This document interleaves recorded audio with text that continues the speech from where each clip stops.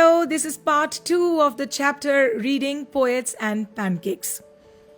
Gemini Studios was the favorite haunt of poets like SDS Yogiyar, Sangu Subramaniam, Krishna Shastri and Harindra Nath Chattopadhyay. It had an excellent mess which supplied good coffee at all times of the day and for most parts of the night. Those were the days when Congress rule meant prohibition, and meeting over a cup of coffee was rather satisfying entertainment. Barring the office boys and a couple of clerks, everyone else at the studios radiated leisure, a prerequisite for poetry. Most of them wore khadi and worshipped Gandhiji, but beyond that, they had not the faintest appreciation for political thought of any kind. Naturally, they were all averse or against to the term communism. You know communism, right? When you hold all the property in common, when the state holds all the property. Okay? Let's move on. A communist was a godless man. He had no filial or conjugal love, that is, no daughterly or marital love. He had no compunction or regret about killing his own parents or his own children. A communist would always out to cause and spread unrest and violence among innocent and ignorant people. Such notions, which prevailed everywhere else in South India at that time also, naturally floated about vaguely among the khadi-clad poets of Gemini Studios. Evidence of it was soon forthcoming. When Frank Buchman, that is an American minister, his moral Re-Armament army, some 200 strong, visited Madras sometime in 1952, they could not have found a warmer host in India than the Gemini Studios. Someone called this group an international circus, but they were not very good on the trapeze, that is on the bars, and their acquaintance with animals was only at the dinner table. But this moral Re-Armament army presented two plays in a most professional manner. Their Jotham Valley, a musical play, and The Forgotten Factor ran several shows in Madras, and along with the other citizens of the city, the Gemini family of 600 saw the plays over and over again. The message of these plays were usually plain and simple homilies or sermons. That is, they were aiming for moral and spiritual awakening of the people. But the sets and costumes were first rate. Madras and the Tamil drama community were terribly impressed, and for some years almost all Tamil plays had a scene of sunrise and sunset in the manner of Jotham Valley, with a bare stage, a white background curtain, and a tune playing on the flute. It was some years later that I learned that this MRA, and it was a kind of counter movement to international communism, and the big bosses of Madras like Mr. Vasan himself simply played into their hands. I am not sure, however, that this was indeed the case, for the unchangeable aspects of these big bosses and their enterprises remained the same. MRA or no MRA, international communism or no international communism. The staff of Gemini Studios had a nice time hosting 200 people of all hues or colors and sizes, of at least 20 nationalities. It was such a change from the usual collection of crowd players waiting to be slapped with thick layers of makeup by the office boy in the makeup department. A few months later, the telephone lines of the big bosses of Madras buzzed. And once again, we at Gemini Studios cleared a whole shooting stage to welcome another visitor.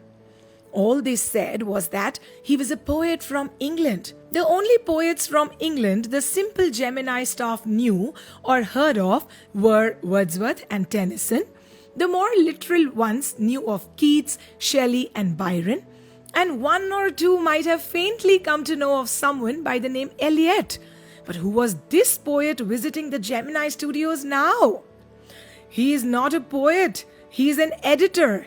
That's why the boss is giving him a big reception. Vasan was also the editor of the popular Tamil weekly named Anand Vikatan. He wasn't the editor of any of the known names of the British publications in Madras, that is, those known at the Gemini Studios.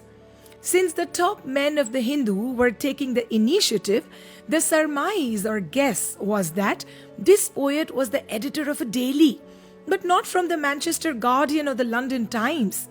That was all that even the most well-informed among us knew. At last, around 4 in the afternoon, this poet or the editor arrived. He was a tall man, very English, very serious, and of course, very unknown to all of us. Battling with half a dozen pedestal or podium fans on the shooting stage, the boss himself read out a long speech. It was obvious that the boss too knew precious little about this poet or the editor. The speech was all in most general terms, but here and there it was peppered with words like freedom and democracy. Then the poet spoke. He could not have addressed a more dazed or disoriented and silent audience. Why? Because no one knew what he was talking about, and his accent defeated any attempt to understand what he was saying. The whole thing lasted about an hour. Then the poet left, and we all dispersed or spread in utter bafflement or confusion. What are we doing? What is an English poet doing in a film studio which makes Tamil films for the simplest sort of people? People whose lives least afforded them the possibility of cultivating a taste for English poetry. The poet actually looked pretty baffled or confused too, for he too must have felt the sheer incongruity or incompatibility of his talks about the thrill and travails, that is his exertion, of an English poet. His visit remained an unexplained mystery. The great prose writers of the world may not admit it, but my conviction or belief grows stronger day after day that prose writing is not and cannot be the true pursuit of a genius. It is, in fact, for the patient, persistent, persevering drudge or laborer with a heart so shrunken that nothing can break it. Rejection slips don't mean a thing to him. He at once sets about making a fresh copy of the long prose piece and sends it on to another editor, enclosing postage for the return of the manuscript.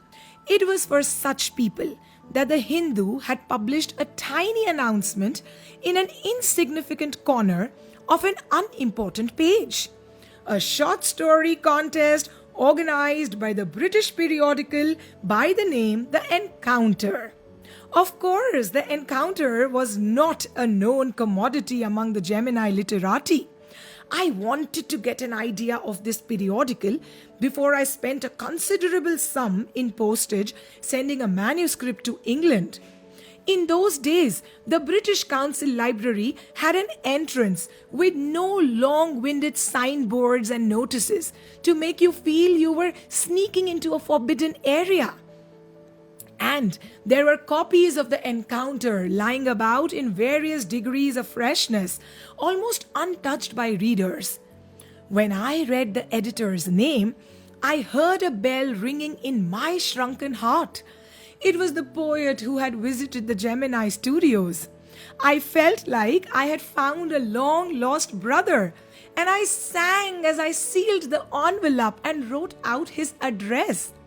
I felt that he too would be singing the same song at the same time.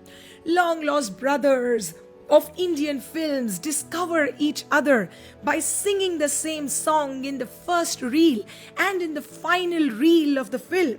Stephen Spender! Stephen Spender! Yes, that was his name. Stephen Spender, an English poet, essayist, who's concentrated on the themes of injustice, social injustice, and class struggle. And years later, when I was out of Gemini Studios and I had much time but not much money, anything at a reduced price attracted my attention. On the footpath in front of the Madras Mount Road post office, there was a pile of brand new books for 50 paise each. Actually, they were copies of the same book, an elegant paperback of American origin. Special low-price student edition in connection with the 50th anniversary of the Russian Revolution. I paid 50 paise and picked up a copy of the book named The God That Failed. 6 eminent men of letters in 6 separate essays described their journeys into communism and their disillusioned return. André Gide, Richard Wright, Ignacio Silon, Arthur Koestler, Louis Fisher, and Stephen Spender. Stephen Spender?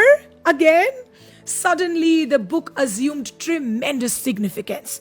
Stephen Spender, the poet who had visited Gemini Studios. In a moment, I felt a dark chamber of my mind lit up by a hazy illumination. The reaction to Stephen Spender at Gemini Studios was no longer a mystery. The boss of the Gemini Studios may not have much to do with Stephen Spender's poetry, but not with his God that failed. Wow, we're done with the chapter. If you liked it, of course, like, share and subscribe to my channel. This is Heena from Tell a Tale with Heena. Thank you.